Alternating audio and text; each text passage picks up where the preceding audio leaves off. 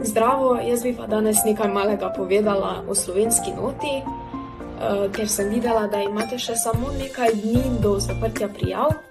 Torej, mogoče še kdo ne ve, sem bila finalistka slovenske note 2 leti nazaj in zame je bila to res neverjetna izkušnja. Letos pa je malo drugače in so spremenili koncept, kar pa pomeni, da se predstaviš z svojo skladbo.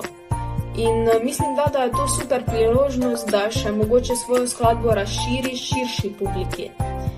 Ampak se nažalost moji vrstniki ne boste mogli prijaviti zaradi tega, ker moraš biti star nad 16.